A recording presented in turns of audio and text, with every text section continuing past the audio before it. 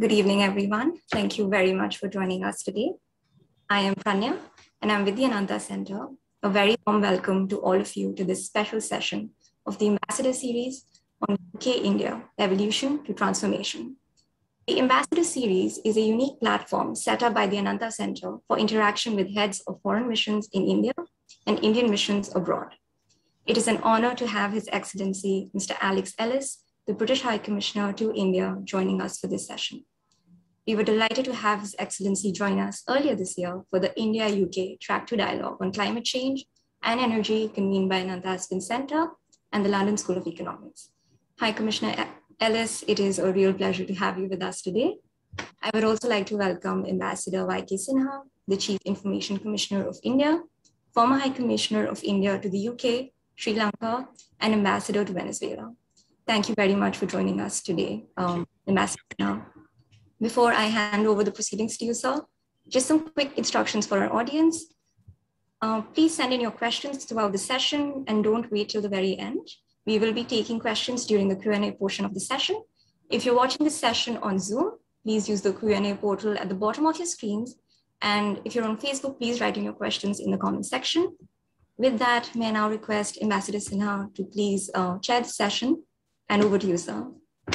Thank you, Pranya. A very good afternoon to all of you.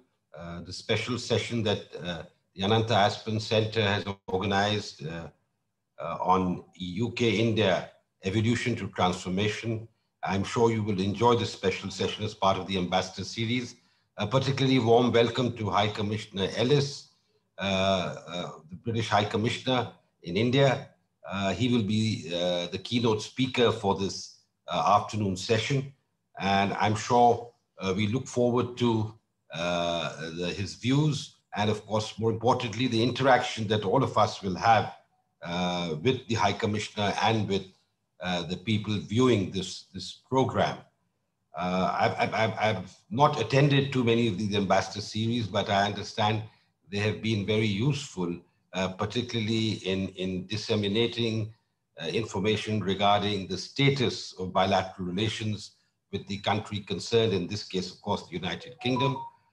So I'm actually delighted to be asked to chair this session. I don't chair too many sessions given my current preoccupation, but I really particularly look forward to this interaction because my last assignment as a diplomat was High Commissioner to the United Kingdom. It was the most enjoyable 2 years that I spent in London. And for me, in many ways, personally, a fitting end to my diplomatic career because I began my schooling in a place called Chesham near London as a 4-year-old. I don't have too many memories of that school, but whatever memories I have of my stay in Latimer in Hertfordshire, I think it was wonderful. And I was very happy to go back to that place for an India-UK conference, business conference held in 2018. So I'm delighted to be part of this session, and I'm looking forward to hearing High Commissioner Ellis. Before I invite him to say a few words, if I may make a few opening remarks and then hand over the conference, the platform to High Commissioner Ellis. As you're aware that India and UK have a long history, perhaps even predating September 1615, when Sir Thomas Roe presented his letters of credence from King James I to Emperor Jahangir. And since then, of course, the long saga of the East India Company, and then, of course, after 1858, the UK directly, or the Great Britain directly governing India till 1947. But notwithstanding this rather tortured history and also the baggage of the past, I think the 74 years after independence have been particularly noteworthy in terms of the development of the from colonial power. The UK has become a partner, a strategic partner, and much has happened in these last 74 years. I think the links that the two countries enjoy, not just political links or business links or links science and technology, for instance, or various other fields. But I think more important, the symbiotic links that bind the two people together. And I think Prime Minister Modi had put it very aptly. He called that link the living bridge. The 1.5 million Indian diaspora in the UK plays a very significant role. And in not just in the development and in the growth of the United Kingdom, but also in promoting bilateral relations between our two countries. So I think one should always keep in mind that this relationship has evolved in so many ways over the decades, particularly after our independence. And I think this year in particular has been quite noteworthy. And despite the pandemic and notwithstanding the fact that Prime Minister Johnson had to cancel or postpone his visit to India in April, they had a very successful virtual interaction on the 4th of May. And I will leave that to the High Commissioner to elaborate on exactly how important that interaction was, not only in terms of the declaration on enhanced trade partnership, but in all areas, in various fields, trade, investment, defense cooperation, the Indo-Pacific, which is now looming large for both the countries, and of course, our regular consultations on various issues, both bilateral and multilateral. I think with these words, I'd like to again warmly welcome High Commissioner Ellis, and I'd like to request you, sir, to address all of us, and then we will follow that with a brief conversation that you and I can have, and then open up the floor for further questions. Thank you. Thank you so much, Ambassador. Thank you very much indeed, Pranya, as well, for setting this up. And it's a great pleasure to talk to all of you. So I will just sort of set the context a bit with a few remarks. India is one of the top priorities in the sort of top three, I would say, priorities of the foreign policy of this British government. That is, if you remember one thing from this talk, it is that. Let me try and set why that is, and then what expression does that take? Why is that? I think there are probably, let's try 4 contextual points. About the great challenges of the world, basically. The great challenges of the world are probably, number 1, the shift of power and economic and other power to the Indo-Pacific region, as the ambassador referred to. The second is the relationship between human beings and technology, and the extraordinary speed of change which technology is bringing to our lives, which will, and we ain't seen nothing yet, I think, in terms of the speed of that change. The third is the relationship between human beings and the planet on which they live. That is, I think, we'll see acutely when we discuss the Glasgow Climate Change Conference, which will take place in early November. We've also seen it and living through the more immediate challenge of a pandemic, which won't be the last pandemic by any means, but it's another example of what you might call a global issue. And then one specific bit of contextualization for the UK, which is Brexit. We've left the European Union, and that gives us more levers with which to use in our international policy to become, I'm going to quote Xi Jinping here in a Chinese context, but I'm thinking in a different context, to become a comprehensive national power, words he used soon after he became the leader of China. And I think both on our trade policy, also on our migration and immigration policy, we have the chance to have levers which we didn't hold or only partly held for a generation. So that is the context, I think.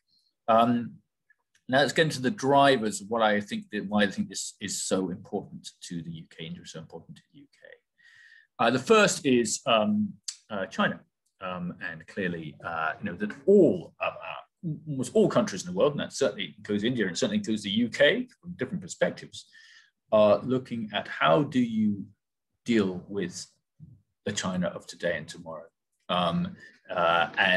The second, as I mentioned, is Brexit, which I think is offering opportunities for Indian government and for the UK. And thirdly, is that the political relationship between the two countries is good. I think both governments see a government with whom they can do business. I'll leave it to you guys to judge what you think, what's most important in those, but I do think that does matter. So what's actually happening at the moment is you have a coincidence of ambition. That is not always the case in UK-India relations. And I think, the British government for a while was so involved with Brexit, and I did 3 years of Brexit. And my last sort of main full job in the UK before working on the integrated review, which for those who haven't read it, I recommend, not least immodestly, because it was very much the bit of work which I was involved with, but also sets out the ambition for the UK's policy to India and the Indo-Pacific, amongst others. So you've got some of the great challenges of the world. You have UK and India, I think, which are well placed to deal with those challenges and also to deal with those challenges together. You have a shared ambition from two countries to deal with it. Then, so thirdly, we have had, and Ambassador, you referred to it, this being a very busy year, and that's right. We have had a really big push since the start of this year. UK left the transition period with the European Union at the start of this year, fully sovereign and very much focused on India. And the Prime Minister is indeed very keen indeed to come to India. Unfortunately, COVID has twice got in the way, both in January, where he was very kindly invited to Republic Day by the Indian government, and when he planned to come a bit later. So we hope that the third time, we will be third time lucky. But they did have the virtual interaction in May, in the middle of the second wave of COVID here. But that was that has produced a very thorough roadmap, publicly available. And that sort of sets out the main chunks of what we're trying to do, breaks it down into specific stuff which we need to do. One is, most immediate is health. We do a lot together already on COVID, and we think we can do more, and not just on COVID, but everything from some vaccine cooperation, which we do, through to actually some clinical trials of drugs and exchange of information. There are a lot of Indian practitioners, as the Ambassador knows, in the National Health Service in the UK, and actually they've been in pretty regular touch with practitioners here in India about the different ways in which we deal with COVID. The second is trade and investment. We have an underperforming relationship on trade. Frankly, we have a very strong investment relationship. India responsible for the second highest number of new projects in the UK last year. But I think we could do a lot more. And that is driven in part by the enhanced trade partnership, which they signed, which comprises some early wins, which both sides have agreed to and now are implementing. The free trade agreement, which we hope to start negotiating later this year, and with the possibility of an interim agreement, sort of halfway agreement as part of that FTA negotiation. Defense and security, again, I'd say that we have to, I think we can deepen and broaden our work in this area. I think it's extremely important that we do. Now, we're committed through the roadmap to all sorts of things, from maritime awareness, a strong focus on the Western Indian Ocean, an area of strategic importance to India. And the UK has, in fact, already has had for a long time 7 points of presence in the region of the Indo-Pacific and the Western Indian Ocean, both in Indo-Pacific, also in the east coast of Africa and in the Middle East as well. I think conceptually, we have to think of the Western Indian Ocean as not just being the sea, but also the land that surrounds it, including in East Africa, where India has a kind of traditional and historic presence. I'm reminded by the historians that Yemen was part of the Bombay presidency, if I'm not mistaken, until 1947. Indeed, I think India's richest man was born in Yemen, if I'm not mistaken. But as well as the maritime, I think there's more we can do together on intellectual property and development of research between the two countries. As well as on cybersecurity, for example. So I think there's a lot we can do there. The next, the living bridge, in a way, Ambassador, what you were talking about from your own experience of education in the United Kingdom, which I hope didn't scar you too much at the age of 4, but who knows?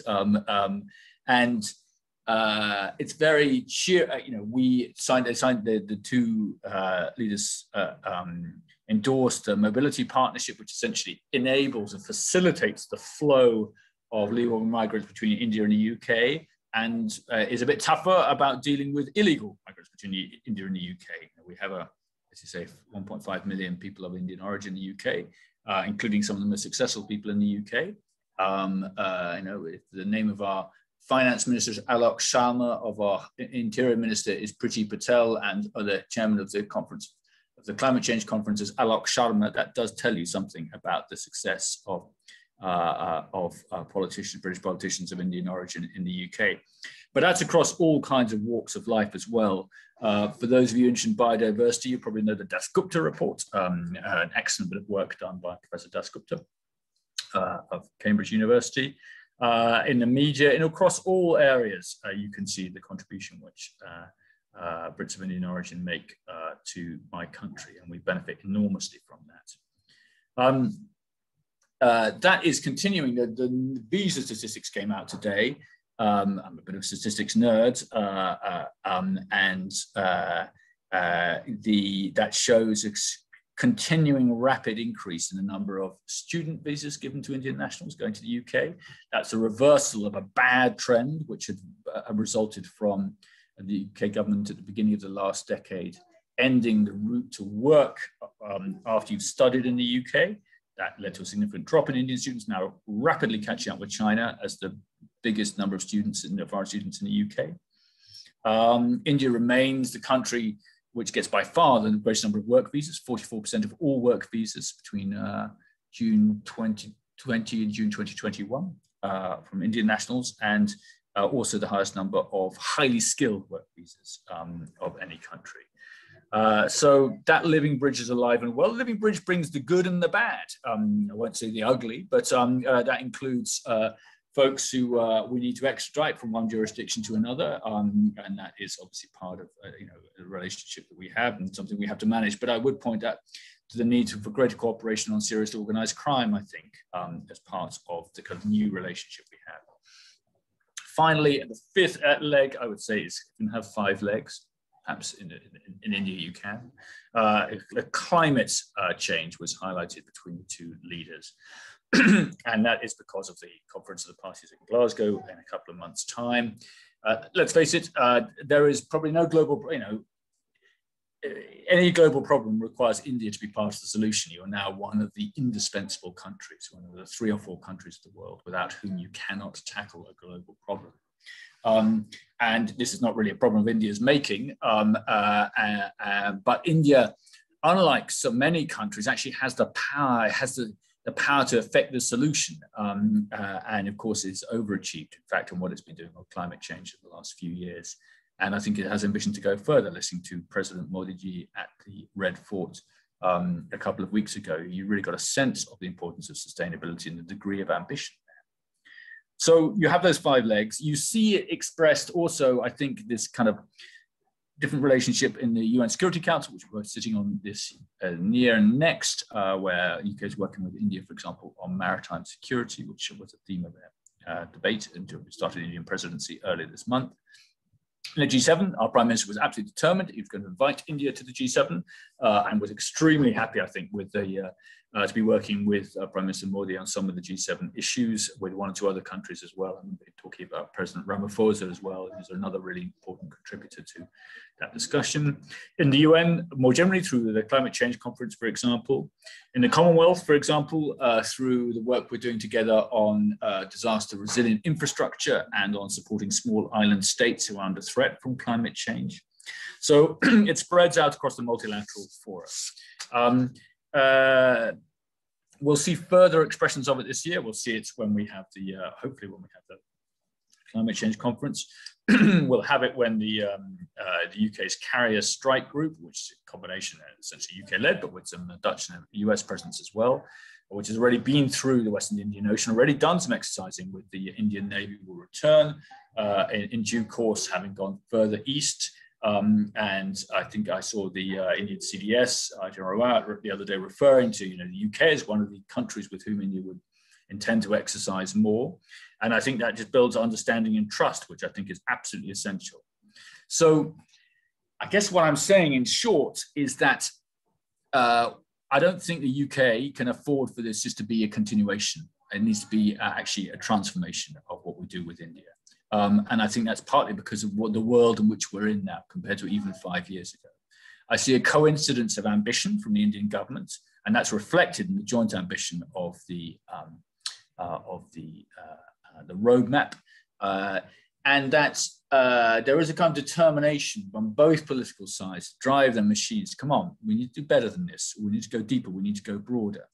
And I think we have the opportunity, partly now we've got out of the European Union and therefore, and have gone through a process of Brexit, which was very, very involved, to actually look at the rest of the world and to look out.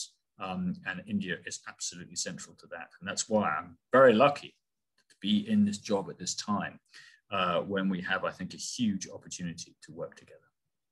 Thank you very much indeed, Ambassador, and I look forward to questions and discussion.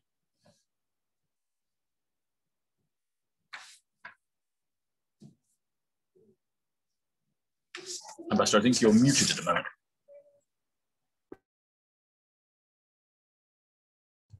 Sorry, thank you, High Commissioner. That was indeed most illuminating. I think it gave a good bird's eye view of where we stand in terms of what's happened in the recent months. And frankly, a lot of it is something that I myself was unaware of, having been out of sort of sync, so to speak, for almost 3 years.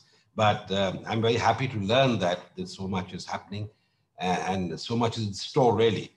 But I don't know how we start this conversation. Perhaps the 2021 itself has been quite momentous. You mentioned the virtual interaction and the agreements and MOUs signed, and of course the G7 summit where Prime Minister Modi joined virtually, a very important landmark, and it also perhaps a reaffirmation of the importance that UK holds India, and Prime Minister Johnson himself, whom I had the pleasure of knowing when he was the Foreign Secretary. But I mean, I think as far as the bilateral relationship is concerned, I think we have two people on either side, two leaders who are committed to this relationship. And I think that's very useful because that will drive the relationship forward. I know there is this COP26 summit due in December, another opportunity for the leaders to interact. But meanwhile, I think the various line ministries, including the foreign ministries on both sides, are regularly in touch. So I think that's really good. But how do you see the relationship going forward in terms, you mentioned the enhanced trade partnership. There is a declaration that we are going to start negotiations. I think it is of interest to a large number of people as to how this will go forward, given the fact that the two sides, while they've done a lot of homework, there's a joint working group that's been in place and a joint study that was announced, so to narrow differences. But you're aware that we have sort of different priorities on trade. And do you think it is possible for both sides to bridge the differences, if I may put it that way, and of course our different priorities, and come up with a win-win trade partnership? You said it was underwhelming. I agree with you. And I think we do need to be ambitious as far as trade is concerned. The UK, of course, is a very important trading partner, always has been, but has slipped recently. So I would like to hear your views on how you think we could move forward on that front. Let me unmute as well. Thank you. The trade partnership is partly being driven by political ambition, politicians saying to their systems, you know, you need to do better than this. And I can feel that actually on both sides. When the Secretary of State Truss and Mr. Goyal get into the same room, they tend to very strongly agree with each other and look around at their officials and say, come on, you know, you need to move a bit faster than this. And I saw a question actually from Deepak, I think, in the chat about this too. So the UK obviously is a different shape of the EU to an extent, and therefore that adapts. You know, our economies, the UK economy and the Indian economy are roughly similar size at the moment. Obviously, India's economy will grow substantially over the next decade compared to the UK's. And so it's kind of more of a partnership of equals in that sense. And they're quite complementary economies, both strongly service economies, and India unusually so for an economy with GDP per head of $2,000. And so I think you want quite a broad agreement because the services sectors, both services sectors actually see an interest in having not just a traditional goods agreement, but we're going beyond that. There are plenty of people in both countries who no doubt would say we don't really need an agreement. But the UK doesn't have the same defensive agricultural interests as the EU, which was always an issue, I guess, in an India-EU negotiation. It's a small agricultural sector, although it's still important. And so there's a sort of strategic drive, there's political drive. It's interesting to see both sides, are setting out what their sort of top half dozen or so FDA priorities, and the UK is in India's, and India is in the UK's. So I think it is possible, actually. It will require quite a lot of political shove, and it will require companies, actually, as well, to see the advantages of it. And that's why, perhaps, particularly on the Indian government side, is interested in an interim agreement, because it's a way of showing, look, there is some value to this, and actually really putting an effort into it. And on the UK side, I think it's as we leave the European Union, having left the European Union, we have to kind of expand our horizons and look again at markets like India with renewed ambition. So, as I said, the timing is quite good. In my experience, negotiators always find reasons not to agree things. And you actually have to give it that political shove, but also that sense of there's a strategic drive to this. Both countries are seeking to have a different kind of relationship from the one they had before. So I'm more optimistic than I would have been a year or two ago that this is possible. We'll test it. And the two sides are already speaking, as you said, Ambas, in quite a lot of detail, about the different areas. And I think, but in the end, it will require, I think, the politicians to keep us honest, the officials honest, and saying, come on, we need to move a bit faster than this. And both sides are also talking to other countries as well. No doubt, both sides will be telling each other that they're talking to other countries as well. But if that political will is there, I think it is possible to do the deal. And I do think that you can do it in a way which would benefit both sides. Particularly as India opens up economically, with that ambition for exports, with that need for the economic transformation of India, which will require capital, amongst other things, to be able to do. That I think points to a more outward-facing economy than traditionally it had been. Thank you, Commissioner. I think you're right. I think there is political will, and I'm sure our business communities are talking to each other, our officials are talking to each other, and of course, at the leadership level too. So I am also very optimistic, and particularly since our investment relationship is so strong. I mean, UK traditionally has been a major investor into India. Unfortunately, of late, it has dropped to 6th place as far as the FDI is concerned. But I'm sure because you were preoccupied with Brexit and so many other things, and of course the pandemic, I'm sure that will change. But there have been fantastic examples of cooperation. I mean, the one that is most obvious right now is the Oxford-AstraZeneca Covishield.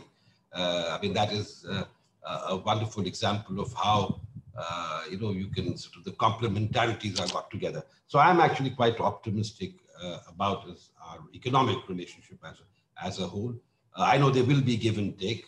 And I know there are a lot of people in India who are hoping that Scotch whiskey will be more available more cheaply here. I know that Prime Minister Johnson has said so on more than one occasion. But I think you're right. I think it's important that we focus on that. There is so much, we know each other well. And I'm sure, there would be some early harvest mechanism or some low-hanging fruits that could sort of be agreed upon. But I don't want to sort of predetermine or prejudge what our negotiators are going to be doing. But to switch to another subject, and that's, I think, also very important pillar, security. Security, you did mention security. It's a very important pillar. I know that our security cooperation is very good. Of course, linked to security is defense. And I know that when I was in London, at least I was told that, there was the defense cooperation itself wasn't as much as it should be, given the fact that traditionally the UK has been an important defense partner. But I think all that is also changing. Of course, India's priorities have also changed, as you're aware, under the Atmanirbhar program of the Prime Minister. We're trying to be as self-sufficient as possible, particularly in the defense field. So the days of outright purchases, etc., I'm not saying are completely gone, but certainly something that would not be a preference for the government. And that obviously sometimes people who have equipment to sell feel discouraged. But I think the UK has its particular advantage because you have companies like BAE, for instance, who have been in India for such a long time, who are making in India too. So I think that's a big, huge advantage. And I'm sure there are other companies too from other countries, but BAE came to mind, and there are others too. So I think on the defense side, I think we can do much more, particularly not just purchase of equipment and arms and armaments, but also in terms of the security scenario in our regions. And that leads me to two areas which I'd like to specifically mention. One, of course, is the Indo-Pacific. I have seen your government reports of the Indo-Pacific. I know you are cautious as far as moving there, though you send your aircraft carrier now for an exercise. That is a very good development, your new Queen Elizabeth. I think we are exercising together in various fora, bilateral and multilateral. But I think we need to perhaps appreciate what the real dangers are. We talk about an open and free Indo-Pacific. We are all committed to it, but perhaps we need to coordinate more. I know, for instance, the UK's views on the Quad, if I'm not mistaken, had not really crystallized in terms of how the UK could be working with the Quad. But I guess that may be a work in progress. I'd like to hear from you. And the second topic which I wanted to go, but I will stop here, is Afghanistan. I think we start off with defense and security cooperation, Indo-Pacific, and then perhaps move on to Afghanistan. Thanks very much indeed, Ambassador. So I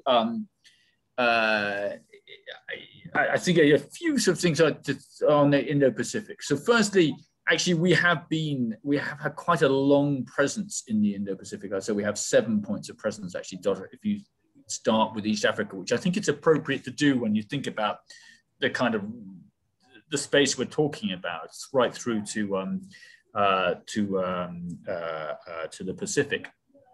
So we actually have quite a presence dotted around both maritime and land, and air actually, for that matter. And we are going to enhance it over the next few years. It is absolutely essential. If you look at the integrated review, it is one of the central focuses of the integrated review. And the deployment of the Carrier Strike Group, that's the biggest deployment I think we've done since the end of the Cold War. And so it's great to be doing it and to be doing the work which we have already done with the Indian Armed Forces and will continue to do. And you're right that the security offer is a broad one. That includes, I mentioned cyber security. I should have mentioned space as well, which I think will be, anywhere India is strong, which is a growing area of cooperation. I think we have kind of underperformed actually in this area.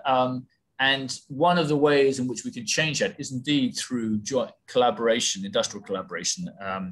Admanir, you are absolutely right to mention BAE Systems. I would mention Rolls-Royce as well as having had a long presence here, working, for example, on aircraft engines. And indeed, the roadmap refers to some of the work we could do together on the light combat aircraft. So you're right. The days of just selling kit, they're kind of coming to an end. And actually, I think the UK is in a very good position, both at a company level, also I think at a research level, to work together. We have tie-ups now between, for example, Cranfield University and the excellent university, particularly in the aeronautical engineering, and some of the universities in Telangana, if I'm not mistaken, that we can do much more. Also on practice training together and on information and awareness.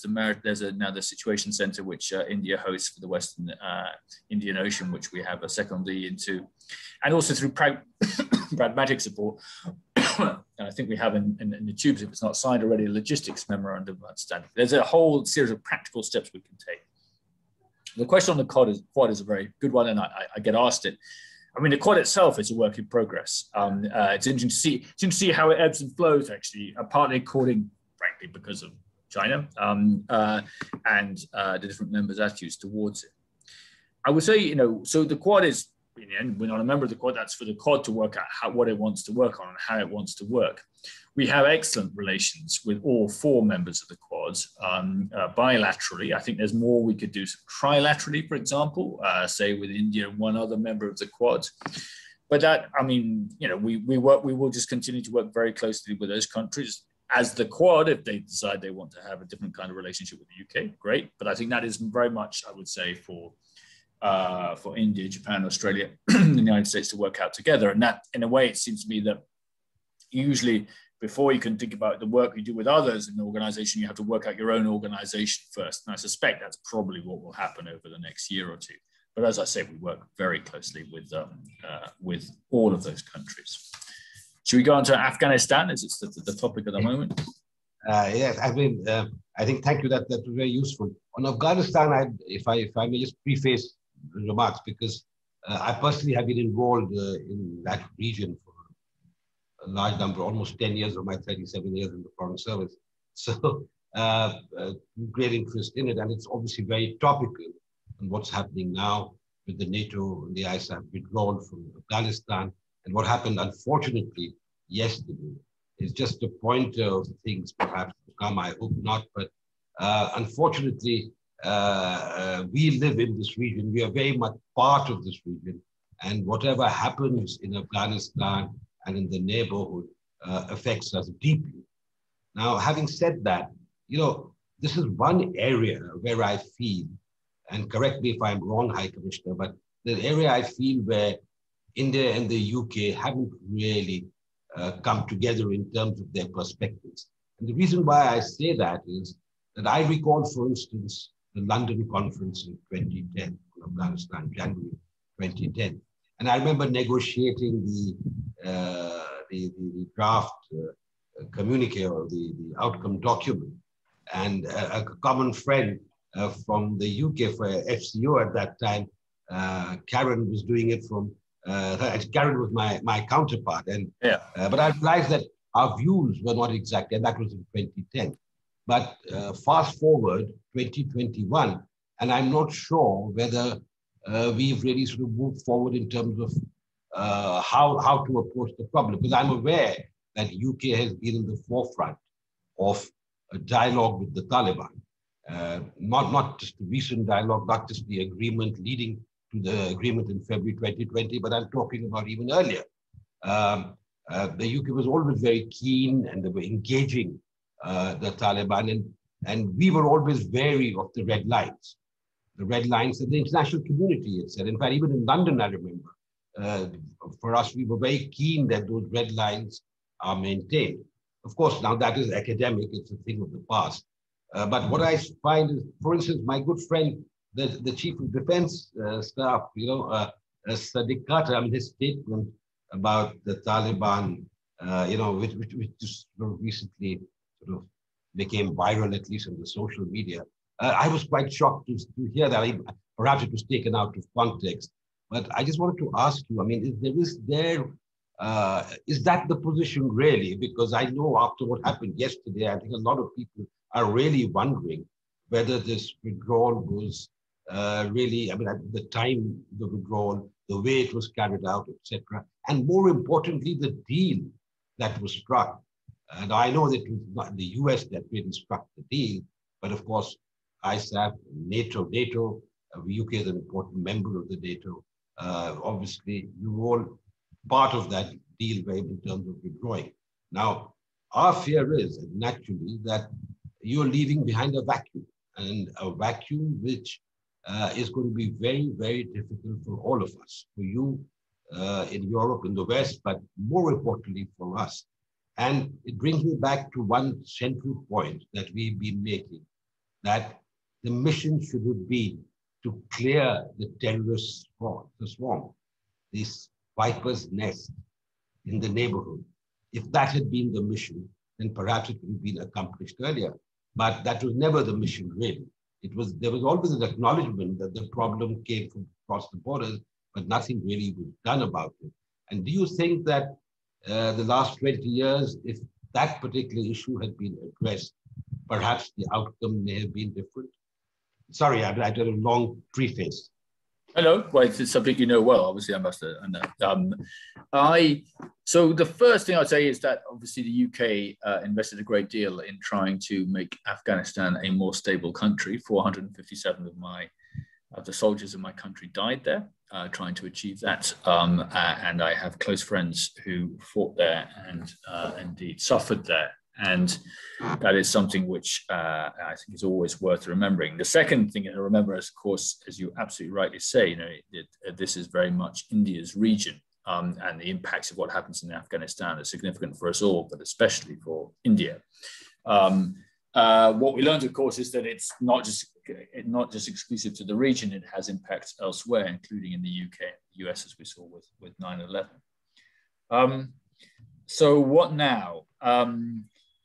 There are some immediate things and some longer term things. And actually, I think the UK and India, who, and by the way, I should just say we are already talking to each other quite a high level about some of this stuff. There is the evacuation of nationals. And I think I'm right in saying that we have helped to evacuate some Indian nationals. I'm trying to get some more information about that. There is the resettlement. As you know, the UK government undertook to resettle up to 20,000 Afghans in the UK. That will take longer, that will take a wee bit of time, but that is very much part of what we're trying to do. It's a sort of human element to it. Then there are kind of longer term issues. And then there's sort of the third one that I'd say is a humanitarian one. I think the UK government's looking at how it could switch the very significant amounts of aid, just as India has been a big investor in Afghanistan, actually, in its development over the last decade or two. And do we put that more into kind of humanitarian aid? Because there's risks of a humanitarian crisis, I guess, around Afghanistan's borders and inside Afghanistan. And then there are some of the longer term questions. How do we deal with the Taliban? Which I always refer, if in doubt about the British government's view, I always refer to the Prime Minister, who is made clear that we have to be pretty cautious in how we do that. And it was interesting to read about Minister Jaishankar's comments yesterday in part to political parties in India, which I think very much reflect the view of the UK as well. We have to wait and see a bit how this is going to pan out and be pretty cautious about how we position ourselves with a certain wariness and awareness of history as we go into how we deal with the new situation in Afghanistan. The question of regional stability, which is obviously absolutely fundamental to India, but it also has significance to the UK. But the instability in your region has consequences in my country for the reasons of the Living Bridge and others, which you know very well, Ambassador. I think we need to look particularly hard at counter-terrorism in particular. And I think there is an area which I think we could work together more on to look at how, because we're going to have some counter-terrorism consequences, I'm afraid, as a result of what's happening at the moment. And that will affect India, that will affect the UK. There may be different emphasis on different groups, because unfortunately one of the problems about an ungoverned space or a poorly governed space, and we don't quite know, is this going to be a well-governed space, but in Taliban version of well, or is it going to be a poorly governed space because it hasn't much government or no government? All of those things have consequences which we need to work through and think, what will that mean in terms of terrorism for our countries? Also, I would add organized crime, including narcotics, as another area which there may be consequences of what's going on in Afghanistan, which we need to think through as well. So actually, I think there's rather a lot we can do now about how we handle this. The UK is trying to set up a sort of P5 plus region, plus the most interested actors of the region in India is absolutely central to that. And we made clear, we think the Foreign Secretary was speaking to Minister Jaishankar, I think yesterday, going through some of this because it risks being an acute problem in India, but it's by no means a matter of indifference to ourselves. What happens is why we put so many people, troops, and money and time into the work we did in Afghanistan. I won't get into. I mean, clearly that the withdrawal was a US decision, which the British government made politely clear did not agree with at the time that it was done. And now we have to face what we have to face. But actually, at least from that, we can take the opportunity to see in common, to talk to each other about how we're going to try and tackle whether it's the human issues, which are real, or the threats of crime and terrorism and stability in the region, which are, as I've said, very serious for both our countries, but especially for India, given your geography. Thank you. I think we're sort of going to move into the question, but before we move into the audience Q&A, I'd just like to highlight two areas. You did actually in your talk, you talked about climate change. and it's very important. And I think there, India and UK are already doing quite a bit, and including trying to clear up the pollution in Delhi. But apart from that, I think the ambitious 10-point program that Prime Minister Johnson announced last year, I think it was in November. And we had, of course, Minister Alok Sharma visiting here. And I think we're looking forward to the COP26 summit in Scotland later this year. I think we need to work very closely together. And the last point, if I may, was on fugitives from justice. You talked about crime and the cooperation there. I think that's another area where I think a lot has changed. I remember when I was there, we had an excellent cooperation from the UK government and particularly the Crown prosecution. But I think the problem, High Commissioner, is the proof of the pudding is in its eating. And I think people are still waiting for the fruits of what we've done together, work closely together. Of course, I understand this is there are legal questions involved and courts are involved, but in some cases you're aware that the legal process is more or less over, yet there still remains yet another legal process to be followed. So I think that's an area where perhaps if we could work to expedite things, would obviously have a salutary impact on people trying to run away from the legal system in each other's countries. So that is another area I thought I would just highlight. There are many other areas. I want to talk about green bonds and fintech and things, but I think we are running out of time. We need to let the audience also pose a few questions to you. So I have, let me check the questions that I have it. I can, if you give me a minute, I will just, there are 3 questions. So I'll take the first one. The first question is on the deployment of the Royal Navy Task Force and the likely visit of the aircraft carrier Queen Elizabeth to India in October signals the way ahead on the 10-year roadmap. What are the likely programs the 2 countries will cooperate on in the defense and security domain? Is the UK keen to partner India in our drive towards self-reliance in the sector? Would you like to take it question by question? That would be easier, I think. Right. And I think actually, Ambassador, you would actually put some of that question to an extent. So a simple answer is yes, I think we are. And I think we are up for kind of a deeper cooperation. I think Atmanirbhar, self-sufficiency, if you want to export, you have to import. And so actually some of it is about co-development of products, which can then be an inclusion of India and global supply chains of companies like BAE Systems. It's interesting to see in the non-defense area, manufacturing area, how that's happening. JCB, for example, big investor, as you know, exports a lot of products produced in India to other parts of the world. So I think it's not, I don't see Atmanirbhar, well, it's not for me to see it in one way or the other, but I think in the end, that should be something which is about integration with the world.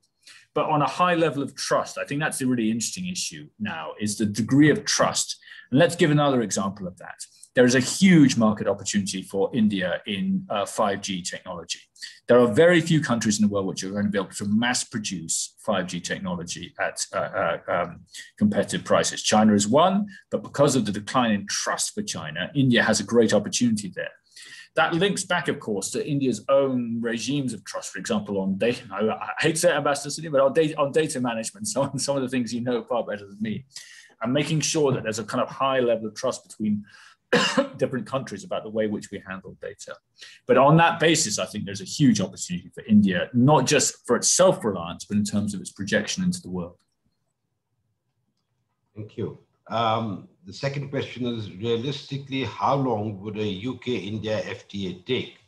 Which side do you think would have to make more compromises so as to reach an FTA quickly, UK or India, and why? Thank God I'm not answering that. Both sides will have to. Both sides will say that the other has to much more than they do. I do come back to that political will point, because you can always find reasons to or not to. India has obviously got the great potential growth and probably real growth over the next 10 years, and therefore will feel it with a strong hand. But I think that it requires both sides to see it not being zero sum. There are actually different areas in which they benefit. I really agree with you, by the way, on the the Oxford AstraZeneca Serum Institute example, because that in a way tells you what complementarity actually means. Essentially, a British taxpayer-funded bit of research at Britain's second best university, which then leads to a commercialization through an excellent Anglo-Swedish company, but then into the manufacturing might and savvy of serum, which of course is producing this for the huge market of India. But of course, the original intent was to produce it for other parts of the world as well, which I suspect has happened and will return to happen. That shows in a way you don't face a kind of natural clashing competitiveness. You actually have opportunities from that. It actually links, if I may, Ambassador, there's a third question, I think, about legal services, which I think I saw in the Q&A. And I would say, I'm going to put my neck out, because I'm wise in a live and recorded chat. I don't know about you, Ambassador, but in the countries of the world I've been posted to, the two groups of people who are most wary of open trade are lawyers and architects. Not least because it particularly takes a very long time to become one, and perhaps doctors to an extent. But actually, I think there's a huge opportunity for India and its legal services offer into the rest of the world. And ditto, some benefits to India of UK lawyers practicing arbitration and other kinds of law, other kinds of international law in India. And I think that could actually create a good deal of efficiencies, because companies want speed and they want efficiency in the way that they resolve disputes. So, you know, I'm not going to hold my breath on legal services, but actually I think it would be a missed opportunity given the sort of complementarity of what both the UK and India have to offer in that area. Thank you. I think you've already taken the question on legal services, because you also mentioned, of course, the easing of the visa situation, particularly the 2-year post-study work visa that was restored, which is a very big thing. Was something that we've been asking. You asked for a long time, yes, I remember. Yeah, and also I think the MOU on the mobility and migration partnership that was concluded when the two leaders interacted in May would be a useful step to resolve issues regarding visa and easier mobility. And of course, your problem, and I know that the UK, and it'll be fair to mention it, had problems with illegal migration, and even that would be addressed. So it's hopefully the situation is going to improve, I mean, as far as mobility goes. But I'd like to go to another question now on TPP.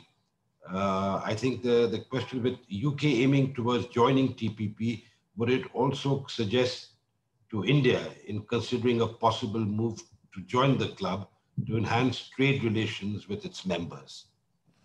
I'll answer that. I might come back actually, Ambassador, to the remarks you were making just now, because I think it's very interesting, this point about migration and how we make it more effective. On TPP, I don't think I presume to, it's the most unwise British High Commissioner who advises the government of India on what it should do on its strategy. But what is interesting to me is how determined this government is to create new trade partnerships with the UK, not just the UK, actually, a few other countries as well, having gone through a batch of them with a different government about a decade ago. And I think felt they're a bit unsatisfactory. I think, remember, Japan, Singapore, as one or two others as well, and now thinking, well, we need to do this slightly differently this time. And I hope that the economies actually are reasonably complementary. Just going back to the point about the living bridge, absolutely right to raise extradition as people do. These are, frankly, questions of law. The British government is very, has made its position clear on the extradition of certain individuals. In fact, we have extradited more people to India than India's extradited to the UK. But the truth is, in both cases, our legal systems sometimes frustrate ourselves and the other. There are cases, British nationals in India where the British government says, "Oh, can we move this on faster?" And ditto, and the same goes the other way actually for the India. You, Ambassador, and others saying, can't the British legal system move a bit faster in the UK? I dare say sometimes if I was Indian High Commissioner, I might be inclined to just blame, or not blame, but to point out to the British High Commissioner where some of these legal structures had been derived from, which the British High Commissioner then asked to move a bit more expeditiously. But extradition is a difficult one because they are legal processes subject to courts, and courts take a pretty tough view, actually, of extradition. And we don't control that. What we can do is try and move the process along as quickly as we can. But I'm aware, it remains a frustration on both sides. But on CPTPP, I think let me concentrate on the day job, which is actually the UK-India free trade agreement and how we can move that along quickly. Well, I think we're running out of time, but I just quickly there's one question, R&D and defense. I think you have already answered that and how we can collaborate there. There's another question on, migration. Again, you've answered it then. Post-Brexit, Britain should be less nervous about migration. Of course, there is a question on restrictions about returning to the UK or visiting the UK. I suppose they are pandemic related. So there are all these visa migration issues on one, and the R&D and defense. And there was one question on auto components. An important sector which can help increase Indian exports to the UK. It can be a win-win for both sides. Is there any plan to treat this sector as a focus area? Before you answer that, High Commissioner, I have visited the Warwick Manufacturing Group. Oh, yeah. And the late Lord Bhattacharya took me around, and I was absolutely amazed to see what he had set up there and how the Jaguar Land Rover, the electric cars there, and even Tata electric cars were being tested. So, I mean, auto components, there is already something happening, but I guess this is a more detailed question, more specific question on export of auto components from India. So I leave you with that, High Commissioner. R&D, defense, my mobility, how do people get back in the pandemic times to the UK, and the third one on auto components, and then we'll wind up. Let me be pretty brief. I think auto components, absolutely. Anything, I mean, a good FTA should essentially more deeply integrate supply chains between the two, between the participants, in this case, a bilateral FTA. And you're absolutely right, Ambassador, referred to the great work which Lord Bhattacharya did actually in Warwick, which is an example of how you can bring together Indian and British skills. So I would hope that we will be doing more on that. Moving of people obviously has been restricted by COVID. In fact, I think it is still at the moment a bit easier for somebody traveling from India to get into the UK than somebody from the UK to get into India. So I spend a bit of my time trying to encourage the Indian government to open up a wee bit more as well. The next big question on that would be the mutual recognition of vaccinations in terms of double vaccinated people, which is something we're very much actively talking to the Indian government about at the moment as the UK tries to work out what its global regime is on that. But we're keen to get. I'm very keen to get more Brits coming into India. Putting it bluntly, I think there's so much more. Britain and the UK need to understand about the India of today as opposed to the India of yesterday, and I'm really keen that that happens more. Excuse me, I've forgotten the third question, which I'm just leaping into. I should just point. Sorry, go on. No, yeah, you did auto components and you did the sort of restrictions, travel restrictions. R&D and defense, I think you've already covered your earlier interventions. So I think we're more or less done with, there was something on climate change. I think the recent AR6 IPCC report has sounded alarm bells. And I think you could probably see it on your screen there. In the light of this, how can UK and India proactively work towards mitigating such climate emergency? Well, I mean, that report is pretty sobering reading, including about the effects on monsoon patterns, for example, on extreme rain and heat, for example, in the Deccan Plain as well. It's pretty sobering stuff. Again, I think I can understand an Indian feeling that we didn't really cause a lot of this problem, being very bad hit by it. But as I say, I think in India's ambition, you really hear the degree of ambition and how it wants to shift very fast to sustainability. It's impressive, and that would be much of the answer, I think. I just to pick up one thing I saw in the chat from, I think it was Sharmila, and it sort of echoes a point I really feel, which is that one of the things I would like to do is to gain an increased British understanding of the reality of India of today and tomorrow. I think some of our researchers have it, some of our companies have it, but actually there's a lot more we could do to try and promote that. So a lot of Indians go, as you know, ambassadors go to the UK. But one element of that, by the way, was the reopening of the possibility of tourism from the UK to India. At the moment, India is pretty cautious about that, but I think it's important. I think there's be a pent-up demand of people wanting to come here. And I'm always open to ideas, because if there's one thing I think I would like to do, is to get more British students to come here, for example, to do short-term secondments. We've got a new touring scheme, which is international. India is a very obvious destination, so people can just see what India today is like. I lived in this country 35 years ago, teaching English to some poor 8-year-olds in Indore. In some ways, Indore is the same city, but people tell me it's totally transformed in other ways. And I think there's a lot we could see about the reality of India today. And I'm very relieved that nobody's asked me to either export a Joe route. That's the other thing, which I'm afraid would be a red line in any trade negotiation. Thank you, High Commissioner. We've given you Hamid Hasib, so you should be grateful for that.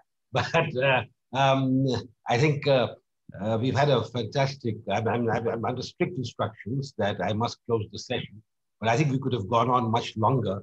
But I understand the limits of time, and we need to keep to that.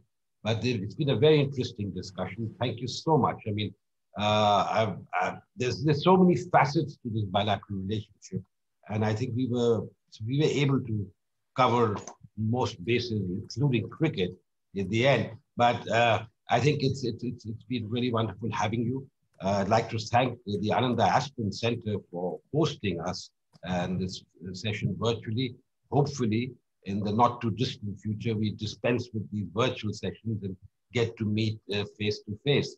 But it's been truly very good. And I think the way you describe bilateral relations, the state of bilateral relations, I think we can all be very optimistic that the way forward is indeed very bright.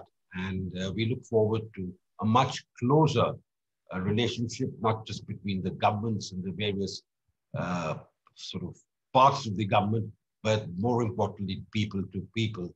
And I do hope we do beat you in this series. We haven't won in England for a long time, a cricket series, but we look forward to that. But when I was there, we actually lost the series, and my wife and sons would say, "Dad, don't go and watch the match. If you're there, we're going to lose." So I said, "Okay, I'll stay and watch it on television." Now that I'm watching it on television, hopefully we'll win. But thank you so much. Not perhaps this test match, perhaps the next two. But anyway, thank you so much, High Commissioner. It was really wonderful. Thank you, Ananda Aspen Center, and thank you, all of you, for listening to us patiently. And have a great day. Good evening.